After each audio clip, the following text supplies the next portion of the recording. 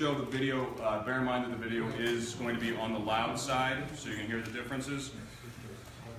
All right, so, everyone good? All right, fantastic. All right, so, last night, Tom Quinn from Worcester Magazine broke the news that Mr. Rich Aucoin was stepping forward and claiming that the comments caught on the live mic were his own.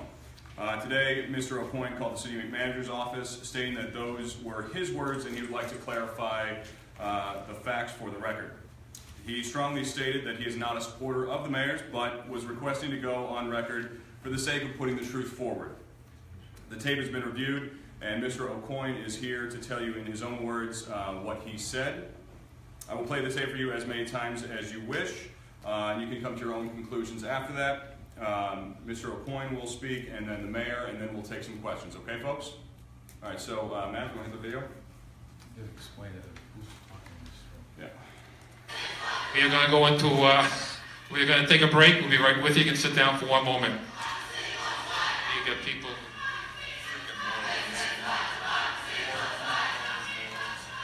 That's the person who said it right there.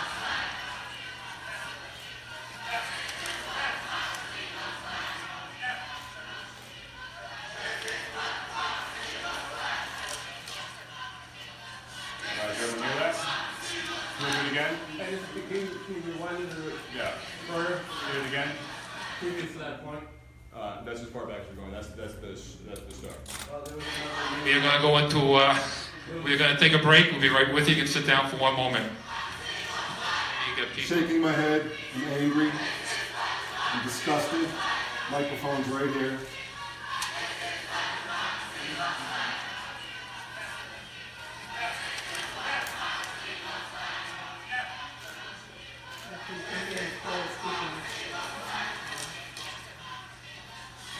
Fantastic. Real quick, just as a... I have a question. Was that the first time you spoke relative to the moronic utterance? Because there's a section previous to that, and someone said stupid. I said stupid. We can hear stupid. It's not stupid. It's after. I'm the one who said the word stupid. I'm the one who said the word uneducated. I'm the one who said friggin' morons, morons, morons, morons, and it's because I knew it was going to be a late night. I had to park in the garage. It was closes at 11. I couldn't park on the street because of the parking ban. I get up early in the morning. I was very angry that these people were even bussed in. I thought it was inappropriate for them to be there during a very, very important issue that needed serious discussion. And I was very upset by it. And that's why I said what I said. So, Matt, can you play it one more time? We'll play it all the way through so you folks can hear it. Just as a point of go ahead. Clarification, the mayor's mics, all the councilors' mics are unidirectional. The one on the podium is omnidirectional, which will pick up, obviously, sound from 360 degrees. That's nothing. You got that on this. Sorry. I was too bad again, sorry. We are going to go into, we're going to take a break. We'll be right with you. You can sit down for one moment. You got people.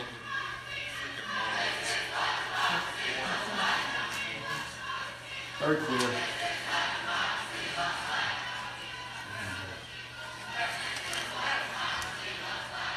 Now you can hear the full talking.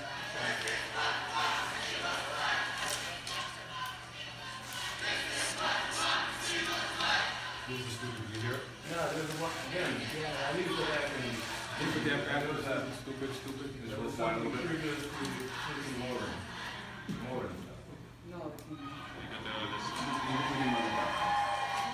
I'm just saying.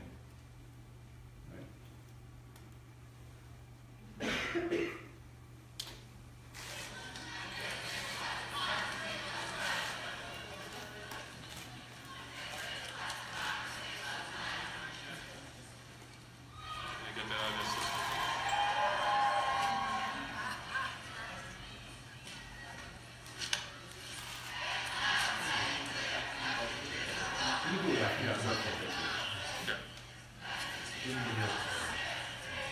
You want to say pause and stop?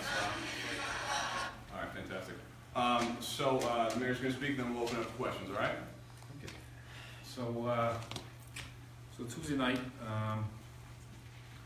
first learned about this Tuesday morning, the inspector reporter, Worcester Story, calls me, and early in the morning and says, Joe, did you listen to the video? Or you were on tape, you know, saying moron and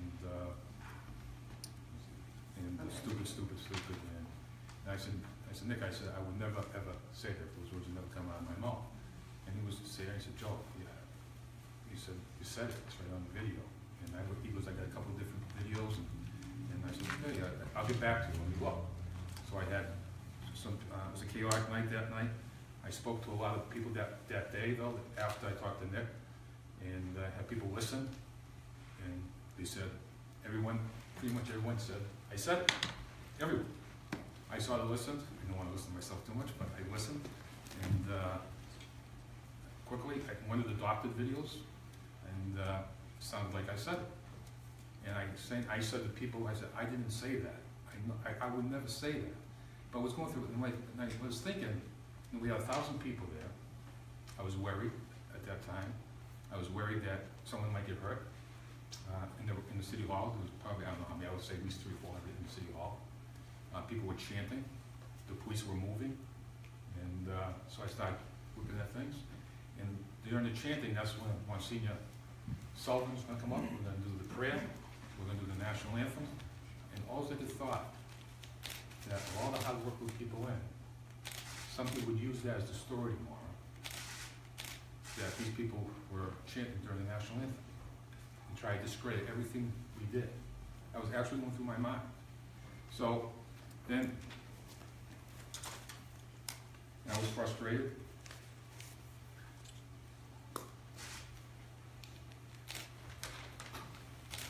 And my frustration was, I was thinking to myself that after all these accusations were coming, that all the people we had this for, I hurt them all.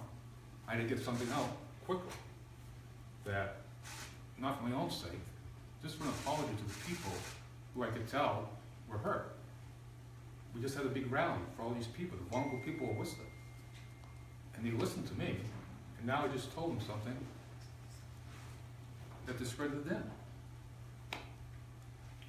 So, and that's the reason, basically, is why I probably sent out the press release to protect people. And this is where we are today. And then, Mr. O'Coin, I read Tom Quinn's article late last night. You really saw my attention, Tom, when I read it. And then I said, well, then Rich called City Hall and started demanding. He demanded that he be heard. And if you know me, pretty much, we don't know the issues, but I usually let people speak and be heard and get the word out. So City Manager's office, if someone checked into the video you saw here, I got a call this afternoon and said, Joe, you didn't say it. And that's what we did. So we've got about 10 minutes for questions. Tom, you want to start us off?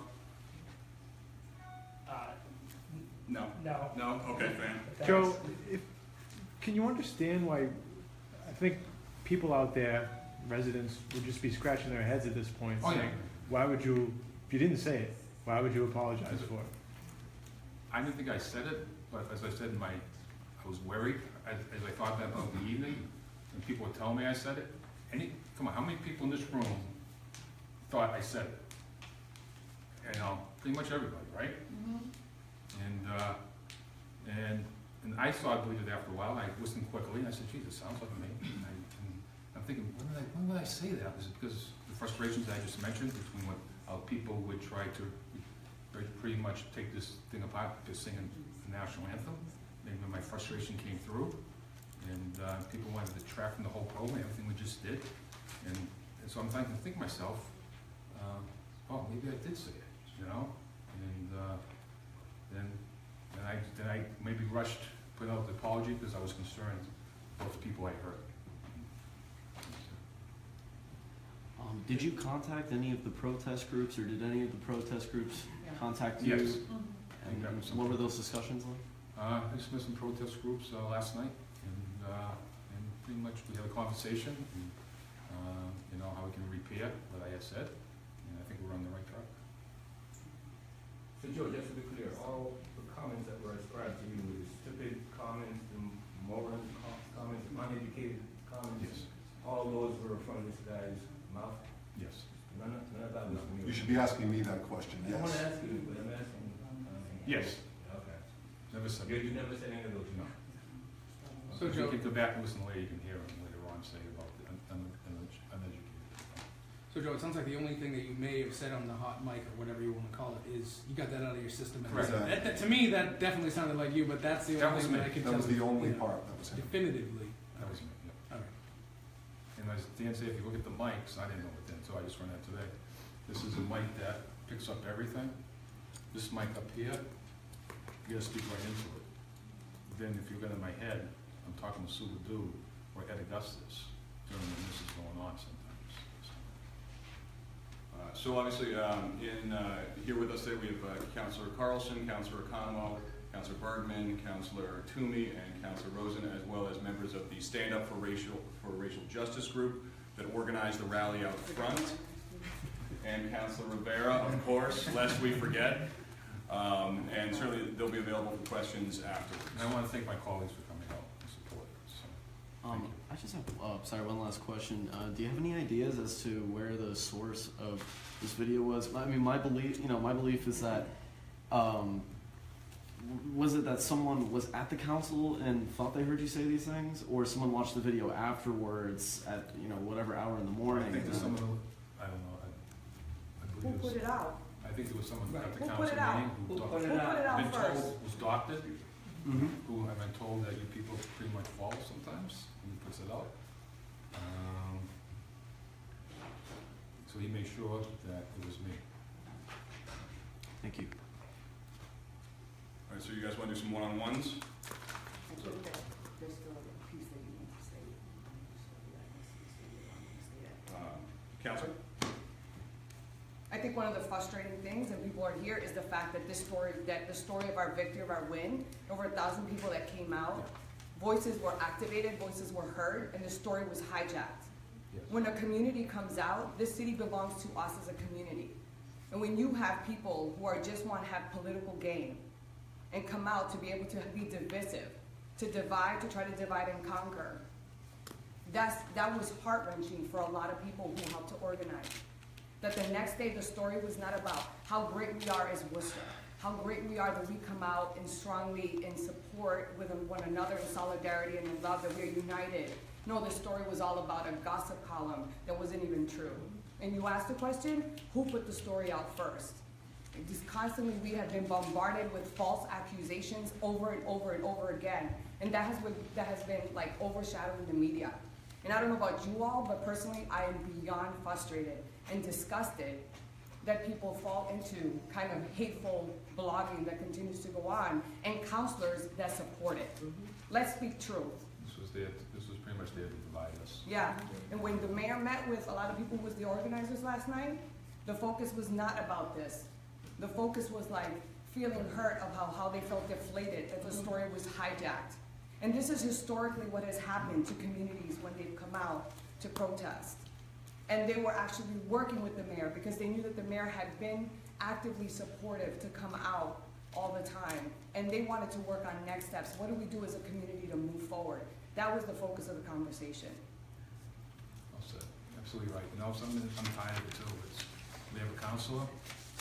We have, I don't know, I'm just gonna say, yeah, the messages of evil.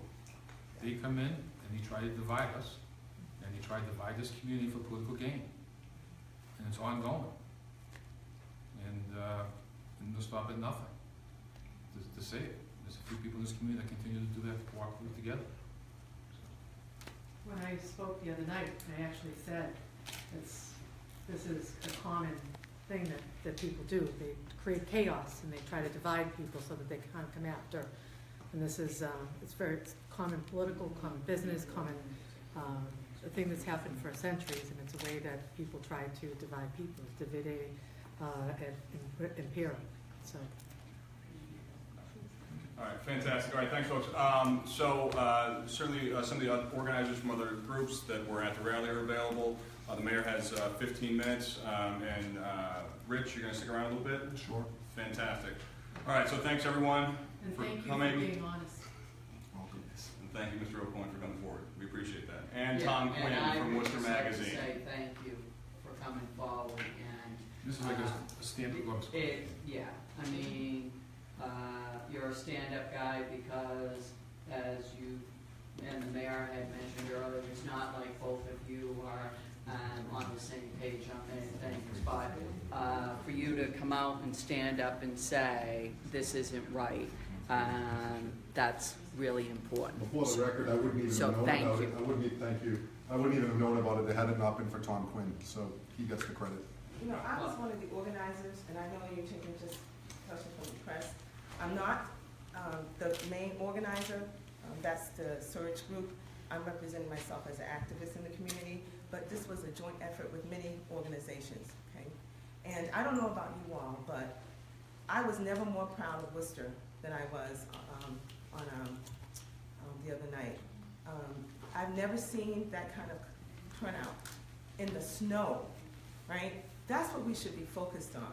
Those of us who do this work 24/7, 365 days a year, it's insulting for us to have our life work hijacked like this. And it's an insult to the immigrants and refugees in our community who count on us to be there for them. And I have to also say that I'm not an elected official, so I can just call stuff right out. And if people want to dance, do a little dance around the issue. The issue is that we've got a Turtle Boy blogger who's holding the city hostage.